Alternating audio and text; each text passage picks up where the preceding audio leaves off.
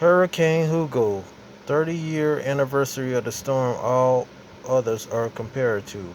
Let's get into it, folks, and don't forget to subscribe. 2 years ago this fall, Hurricane Hugo set its sights on the Carolinas. It made landfall near Charleston as a Category 4 storm devastating the South Carolina coast. But as we know, the destruction didn't stop there. The storm kept its strength all the way inland. That includes the Charlotte area, where Hugo maintained Category 1 strength. The damage was nothing short of catastrophic. The day it hit, many of you turned to NBC Charlotte and Larry Sprinkle to find out the latest on Hugo. Now he's going to give you a look back at that storm that all storms are compared to. September 1989. I remember it well, as does anyone else in the Carolinas who lived through Hurricane Hugo.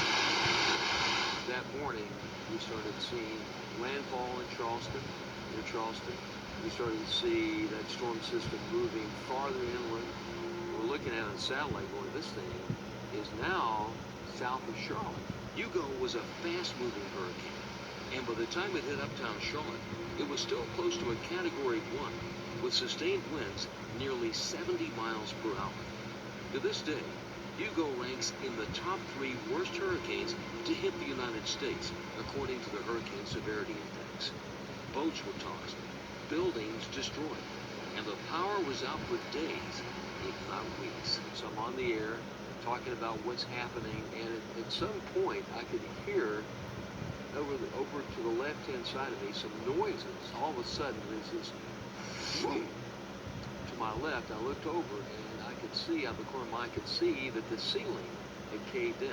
Gust up to about 100 miles an hour, Shaw Air Force Base. I've been distracted because, as a lot of people are experiencing, part of our ceiling just collapsed in here.